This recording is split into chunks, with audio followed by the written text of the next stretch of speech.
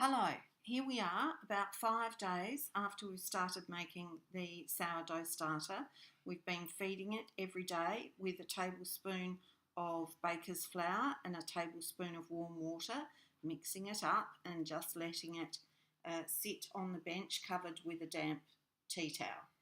So what I want to show you now is how you can tell that the sourdough starter is lovely and active, and hopefully you can see all the bubbles on the surface there that show that the magic, that the yeasts in the air and in the flour and in the water have been activated, and your sourdough starter is now ready to make bread. It's also ready to stop treating like a pet. So what you do now is feed it with 1 tablespoon of baker's flour and 1 tablespoon of warm water. Then you stir it all up and watch those beautiful bubbles. Pour half of it down the sink, or use a tablespoon to make leaven, which is the next stage of the bread making process, which I'll show you at some later date.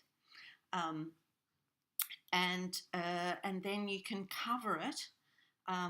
My particular container that I use has a little plastic lid that fits it beautifully, and you can put it in the fridge.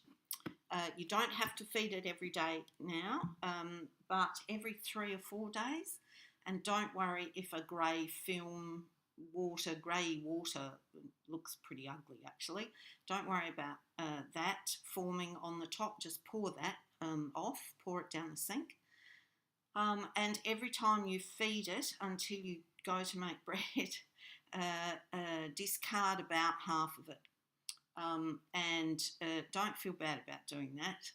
If you do feel really bad about doing it, you can feed it to your chooks or put it in your worm farm or something like that. But seriously, just down the sink is fine. Okay, thanks very much. Bye.